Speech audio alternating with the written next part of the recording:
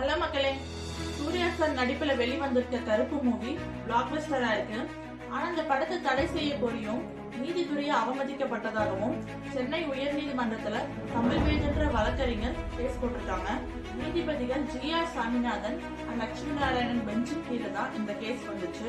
ஆனா அவங்க இந்த கேஸை நிராகரிச்சுட்டாங்க. இந்த கேஸாவே எடுத்துக்கல, மனுவை தள்ளுபடி பண்ணிட்டாங்க. அதுக்குண்டான எக்ஸ்பிளனேஷனை 2 days கழிச்சு தரேன்னு சொல்லியிருந்தாங்க. அதுக்கு அப்புறம் வெளியிட்ட அறிக்கை தான் ஒட்டுமொத்த தமிழ்நாட்டுக்கும் நீதித்துறைக்கும் ஒரு பெரிய பிரேக்கிங் நியூஸா இருந்துச்சு. அது என்னன்னா, நீதித்துறையில குற்றம் இருக்குன்றதை யாராலும் மறுக்க முடியாது. அதனால நீதிபதிகளை புனிதமானவர்களாக நினைக்கணும்னு எந்தவித அவசியமும் இல்ல.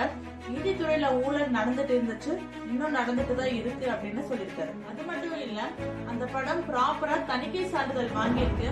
இயக்குனர் ஆர்ஜே பாலாஜி என்ன சொல்லியிருக்காருன்னா, நாங்க எந்த நீதித்துறையும் அவமதிக்கல, அந்த படத்துல காட்சிய பகுதியெல்லாம் கற்பனை நிறைந்த ஊழல் கதைன்னு சொல்லியிருக்காரு. இந்த படத்தை கருத்து சுதந்திரம் அடிப்படையில தான் எடுத்திருக்காங்கன்னு இந்த கேஸை தள்ளுபடி பண்ணிட்டாங்க.